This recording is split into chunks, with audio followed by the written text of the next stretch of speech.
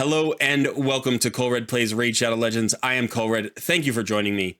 In today's video, I am going to be covering that Void Legendary in the rare skin. She's the most powerful rare in the entire game, and her name is Coldheart. Here she is. She's an old school rare, so she doesn't look like much.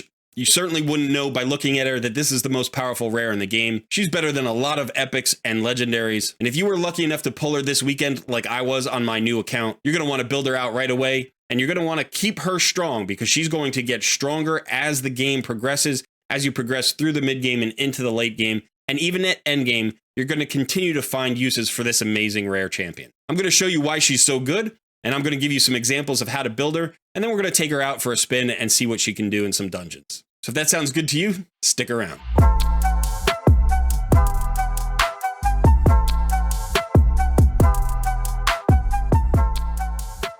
So to start it off, let's go ahead and take a look at Coldheart's kit. Now, when we look at her stats, we notice there aren't too many impressive stats there. The attack number is decent at 1376, but HP is low, defensive is low, speed isn't wonderful. She does have a little bit of extra crit damage, but in general, her stats are a little underwhelming, and that is something we're going to take into account when we build her. Now, if we look at her kit, we'll see that her A1 is a 4-hitter. It is 4 times at random, but this is an incredibly powerful skill. It's going to help you out in Fire Knight right away to break that shield. Now, the A1 doesn't hit particularly hard, but it does have a decent chance, 35% on each hit, of placing the 100% heal reduction debuff for 2 turns. So the 4 hits are great. The heal reduction is fairly reliable. Remember, she is a Void Affinity champion, so she won't weak hit. And we are going to want to have accuracy in her kit anyway, so you will get value out of this heal reduction. Her A2 is an AoE. This has a 35% chance when booked of placing the 50% decrease accuracy debuff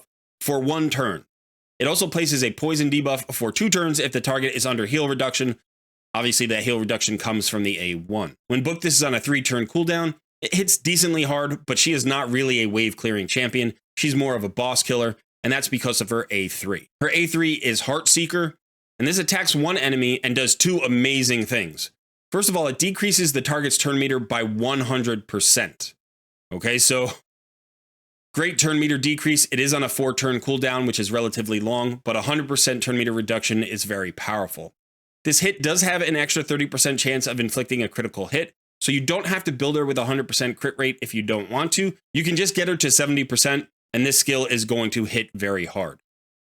The second part about the skill that's so powerful is that the damage increases according to enemy max HP.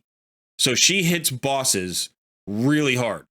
So this skill is especially good for bosses who can have their turn meter decreased, because then you're hitting that boss really hard and you're taking away the turn meter. All right, that's it. That's the entire kit. Now let's go look at how to build her out. Okay, so here is my Coldheart. I haven't rebuilt her in a while, but she's in an okay place here. So some things to take note of here is her speed is 194. I would like to get her faster. I would really love here at endgame to have her around 220 speed. That would probably be the sweet spot.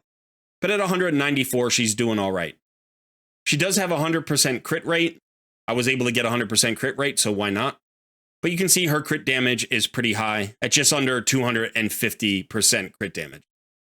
I've got a lot of accuracy on this Coldheart. I probably don't need 491 accuracy, so I could potentially swap out those accuracy pieces for some other gear that maybe got me more speed or more crit damage. But this ensures that she's going to land her debuffs and her turn meter decrease against every boss in the game. Just to give you a quick look at the pieces here, I have crit damage on her gauntlets with a double roll into crit rate and a double roll into accuracy.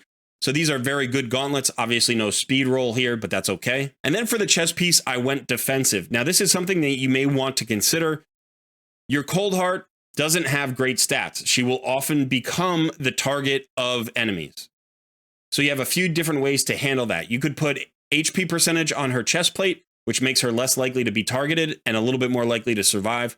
You could go with defense, which isn't going to reduce her likelihood of being targeted, but will help her stay alive so that other healers and cleansers can keep her sustained. You could also potentially put her in a lifesteal set, so when she hits hard, which she hits hard, she's going to get a full health bar back. But in this particular case, I didn't have a great HP chest, so I went with the second best option, which is a defense percentage chest with good accuracy and some crit rate here. Again, just one last reminder, don't feel like you have to get her to 100% crit rate. 70% crit rate will get the job done because that's all you need on her Heartseeker, and her Heartseeker is her primary damage source. All of the other things that she does are good, but you don't need damage on those other abilities on the A1 or A2. You want accuracy to land the debuffs, and you want speed to just get through those skills as quickly as possible. You could certainly build Coldheart in a reflex set or a relentless set if you're trying to get back to that Heartseeker faster, but you still want to get the accuracy that you need. If you're just taking her into the dungeons at stage 20, you need about 225 accuracy. If you're taking her into Doom Tower, probably 300 to 350 accuracy would be enough until the very, very top floors of Doom Tower Hard. Okay, so now I want to go over her masteries. Now, these are the masteries I've chosen. There are definitely variations here. You can get a lot of value out of different mastery setups. So we'll just take a look at mine, and I'll explain why I think these are pretty good for her, and maybe some alternatives that you could use. Okay, so here are my masteries. I have gone down the support tree and the offense tree. So I'm just going to run down these options that I've chosen and explain a little bit about why. I've gone for the accuracy setup. So I've gone with the 3 accuracy masteries on the right side of the support tree. I have chosen Lore of Steel to get a little bit of extra stats out of my armor sets. And then down at the bottom here, I've chosen Master Hexer to extend the duration of that heal reduction, those poisons, and the decreased accuracy debuff. She does bring a number of debuffs, and so Master Hexer just increases the uptime on those debuffs. Additionally, I went with Sniper to likewise improve the chances of landing those debuffs. And so if you want to get value out of her debuffs, this is a pretty good setup. There are some alternatives you could go with. One alternative would be Exalt in Death, which heals her by 10% of her max HP the first time an enemy is killed in each round. That could be valuable in wave content to make sure she gets to the boss at close to full health. Another option would be Evil Eye, which decreases the target's turn meter when you hit them with your A1 for the first time. So if you're just trying to maximize the turn meter control here on Coldheart, this would be another option. Okay, now for the offense tree, what we have chosen is the damage abilities here. The crit rate and crit damage in the first 2 tiers. I did go for Heart of Glory, which increases damage when attacking with full HP. Hopefully she won't be the target of your enemies, and so she'll be at full HP most of the time, but you'll also have some sustain to try to keep her there. Likewise, Life Drinker helps keep her nice and healthy. Single Out increases the damage against targets that are hurt, so when they have less than 40% HP. And then here's an important mastery, Bring It Down. This increases damage inflicted by 6% when attacking targets with higher max HP. So this is going to increase your damage against bosses, and remember, she is the boss killer. So I would not skip this mastery. This is incredibly important. Now, I've chosen to go down to Flawless Execution. This was a build I built a long time ago, and I wanted consistency of damage. I really needed it at that time. So I went with Flawless Execution. A better option maybe is Helm Smasher. This has a 50% chance of ignoring 25% of the target's defense. So to get the largest, hardest hitting Heartseekers possible, you would want Helm Smasher. But either one is going to do a good job for you. In this rare case, I would actually avoid War Master and Giant Slayer. Most of your damage dealers and nukers, you're going to want one of those 2 on to fight bosses with. But in this particular case, she's already getting a max HP hit. And so the extra damage from a Giant Slayer isn't all that much compared to how much the damage would be boosted by ignoring defense with a Helm Smasher. Now, I did go here with Cycle of Violence, which is going to give me an opportunity to potentially get back to my Heartseekers more quickly. So I think this is a very good mastery. Another mastery that could be interesting for her would be Whirlwind of Death. She's going to get faster for each enemy she kills, up to 18 speed. That's going to let you get back to that Heartseeker more quickly. And this is primarily useful if you think that she's going to be killing minions either in the wave content or in the spider den. Okay, so one last note here. If you can get the accuracy and speed and everything that you need, crit rate on her, and get her into a Savage set or a Cruel set or both, that is another way to boost her damage by ignoring that defense. Another set that would be good would be a crit damage set to just boost her crit damage even more. Remember that her Heartseeker does most of its damage based on the enemy HP, so you don't have to worry too much about her attack stat. Any extra attack is gravy, but you're not trying to pump her attack percentage. What you're trying to pump is her crit rate and crit damage. Make sure you get to at least 70% crit rate and as much crit damage as you can get. Now, there are two places where I think Coldheart is going to give you a lot of value right away, especially if you're in the mid game, but even if you are working into the late game. And that is in the two hardest gear dungeons in the game, Spider's Den and Fire Knight's Castle. These are typically the last two that people get to 20. So if you're going after your Arbiter and you need to complete stage 20 of these two dungeons, Coldheart is going to do most of the work for you. Just put a good team around her and you're going to be able to handle these two dungeons quite well. So I'm going to show you how my Coldheart does in these two dungeons. Okay, here we are in the Spider's Den at stage 20. And as you can see, I've put together a fairly free-to-play friendly version of a Spider's Den team. Now, I have chosen UDK as my Spiderling tank. You need a Spiderling tank here. We're not going with HP burns, but if you happen to have a Drexthar is an excellent Spiderling tank for this. Any Force Affinity tank, maybe even a Doom Priest who could heal and cleanse herself is going to be helpful. You are going to want some sustain in order to keep your Spiderling tank alive, which is why I brought Sill of the Drakes. And then I want a slow if I can get it. So I've got two champions with slows here, High Katoon and Sill of the Drakes. And then I've got two champions with turn meter control, actually three champions with turn meter control. And that is Armiger here, whose primary job is just going to be turn meter control. And then obviously Coldheart with her 100% turn meter reduction. And then Sill of the Drakes on her A1. I'll show you the team setup briefly. I've got High Katoon very fast at 297. I'm not touching her AI.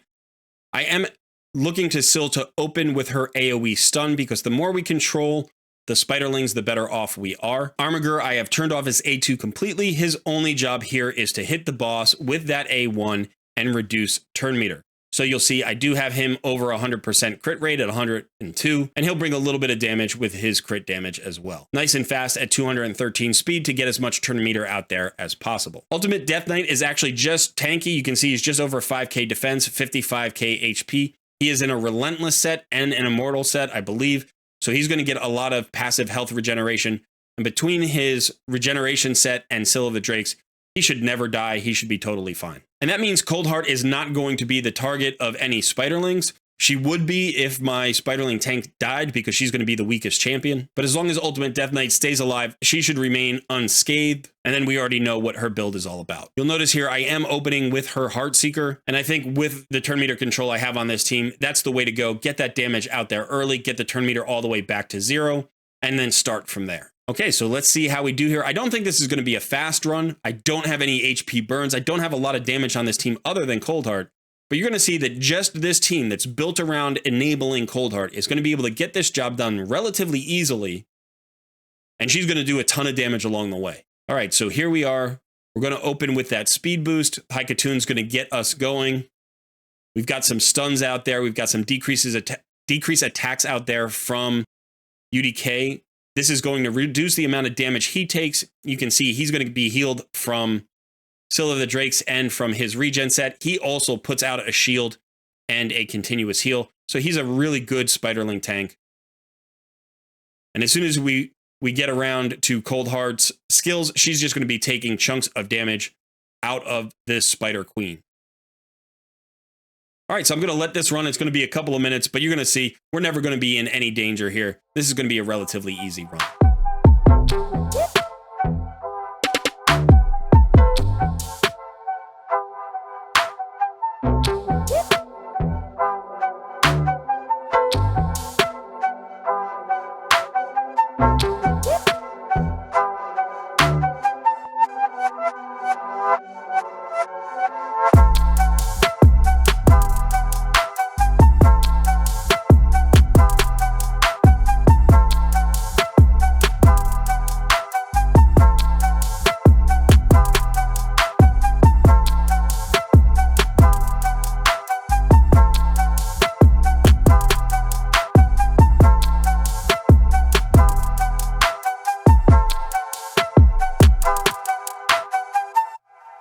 Okay, so it took a while. It did take a while. But as you can see, the damage here from Coldheart, over 7 million. Everybody else is around 2 or 3 million. And remember, most of the other champions are getting that damage from the Spiderlings, where Coldheart is getting most of her damage from the boss. We were never really in any danger of dying there, but it was extremely slow. You can speed this up in a lot of ways. One really good way is get your Drexthar, get him to be your Spiderling tank, maybe put enough resistance on him so he doesn't have to worry about the poisons, get him in a regen set with enough accuracy to land his HP burns, and those HP burns will speed things up considerably. Also, another way to speed things up, and one way that a lot of players use, is if you get multiple Coldhearts, you can build 2 or even 3 of them, swap out Armiger, swap out Scylla the Drakes, put in 2 other Coldhearts, and burn through the spider boss really fast. Now, this is incredibly useful even at endgame because stage 20 is one of those stages you want to farm for tournaments. You still get great drops here. It's a lot more efficient with your energy than, say, stages 21 through 25. And you do want to remember that in stages 21 through 25, there is a reduction of max HP damage, how much damage it can do. So that reduces Coldheart's value a little bit. You can still use her in those stages and she'll do a good job there, but you're usually better off switching to an HP burn strategy. Okay, so now we are in stage 20 of the Fire Knights dungeon, and I wanted to switch up the team, so I have changed out every single champion other than Coldheart. Again, we're focusing on Coldheart here. We're trying to show how well she can do in these particular dungeons, but remember, you need a team around her to empower her. You don't want her to get killed. She's not great at wave clear, so in this particular case, I needed to bring in a little bit of extra help there. And even though she's really good at breaking the Fire Knight's shield, you usually want at least one other turn meter reduction champion. And so in this case, I've swapped out Armiger and brought in Vizix because she's got a double hitter on her A1, and she's going to help us with the waves more than Armiger would. The other nice thing about Vizix is she does bring a slow, and I've gotten rid of my 2 slow champions from the other spider team, switched out Haikatoon and Scylla of the Drakes. Now here is the team setup. In this particular case, the AI does matter in round 1, round 2, and round 3, because in the spiders fight, it's all round 1, but here the boss is round 3. So what I've done is in round 2, I've made just one change, I think, which is that I've told Coldheart not to use her Heartseeker in round 2. And then in round 3, I've made several changes. So I want Heartseeker to be the primary skill, but I don't want it to be the opener. I want the A1, which is the 4-hitter, to help break the shield. Likewise, I've asked Drexthar here to use his A1 to help break the shield. And in fact, I've turned off his AoE provoke because there's no reason for it. Likewise, with Vizix, I've turned off her AoE provoke, and I have prioritized her A1 as the opener, but I do want her to use her slow here. I want her to use her A2, so I've left that untouched. So for Apothecary, again, opening with the A1, and Deacon Armstrong also opening with the A1. All of these are multi-hitters. We should have no trouble getting the shield down, and then we can apply all of the turn meter controls that these champions have. All right, so this one should be a little bit faster than the Spider Den. Let's go ahead and let it run and see what happens. I think one of the things that can be a little bit tricky with this particular dungeon can be the wave section, so getting through these 2 waves, but I think that we have enough speed and enough turn meter decrease. We also have 2 AoE provokes, so that means that Coldheart should be entirely fine, but we don't have a reviver, so if either Drexthar or Vizix died, that would be problematic. But I think we're going to be just fine, so I'm going to let you watch this, and I'll meet you at the other side.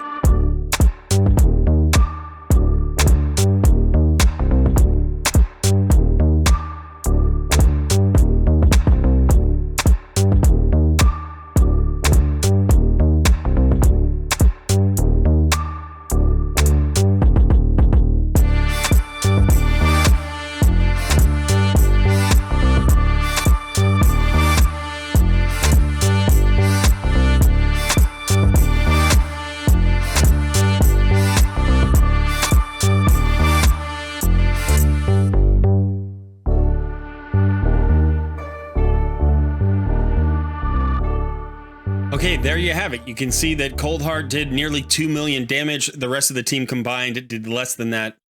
So again, Coldheart's doing most of the damage here, helping to break the shield, helping to keep the turn meter controlled. An absolute god when it comes to Fire Knight's Castle. This champion really can't be beat even by legendaries. She is so good at this particular dungeon that you'll throw her on a team. It'll make your life so easy. You'll never take her out. It's fantastic. Okay, so that is just about it for Coldheart. You can take her into a lot of other places. There are a lot of Doom Tower bosses you can use her against. She's great against Scarab Boss. She's great against the Dark Fae. She's great against all the dragons. You can even use her against some of the spider bosses, depending on the team that you put her in. you got to watch out for that random A1 4-hitter. I don't use her in Bommel, but I pretty much use her everywhere else. If you're early in the game, you consider using her against Clan Boss as a damage dealer because that max HP hit will hit decently hard, but eventually it'll be outscaled by poisons and HP burners. But if you have one copy of Coldheart, go ahead, take her up to 60. You're never going to regret it. In fact, if you have 2 copies, you can even consider taking the second copy up. If you have 3 copies, I've met players who have 4 level 60 Coldhearts, and I've come up against them in arena as well. So this champion has a lot of value, and because of the different builds that you can put her in and the different fights where she's useful, it can be helpful to have multiple copies of this champion. I wouldn't necessarily rush to run up a duplicate of her right away, but once you get into the late game, you could get a lot of value out of a second Coldheart. Okay, that is it for me today. I hope you've enjoyed the video. Don't forget to hit the like button, subscribe to the channel, and consider joining our Discord community. Thanks so much for hanging out. I've been Coldheart. I will see you in another video soon.